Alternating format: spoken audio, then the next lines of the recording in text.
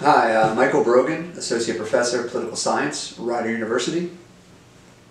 Thank you very much, Dr. Brogan. So my first question is, what are the environmental challenges and opportunities facing New Jersey's next governor?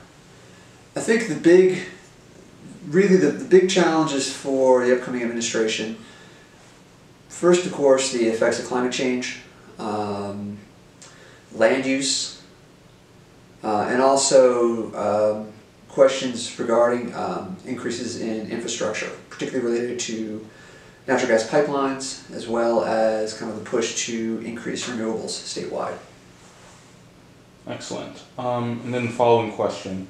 New Jersey has an industrial history ranging for generations, linked to significant rates of pollution and chemical contamination in our urban communities of color.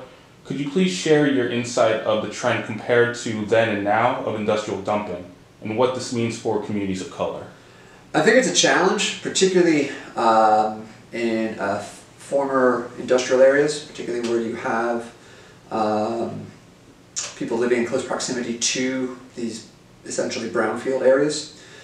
I think the big issue really is not simply oversight, not simply regulation, but really understanding that once you basically kind of cap these areas, does that necessarily mean that the environmental issues have been taken care of? Because usually what happens is that the impact happens 20, 30 years later.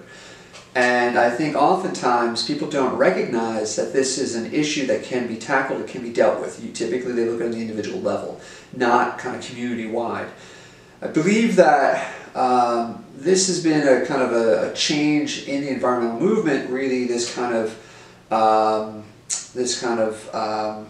synergy between environmentalists and social justice advocates. And I think primarily one of the big fights beyond just kind of open space, beyond just pipelines, really is are essential the air we breathe, really where we live, and the water we drink. And in all of these instances, it's crucial that people are really work together community by community. And that, in a sense, is really one of the big challenges for the state, because if we neglect these areas, if we basically begin to put housing tracts up, right, or putting residential areas or daycare centers, etc., on top of these former industrial areas, which may not be completely remediated, there are going to be long-term public health effects, which may not be foreseen in the immediate future, but over the long term. And this is something that we're all invested in. Excellent. Thank you very much. And just as a final tidbit, would you like to share anything in general just about environmental justice in New Jersey? I think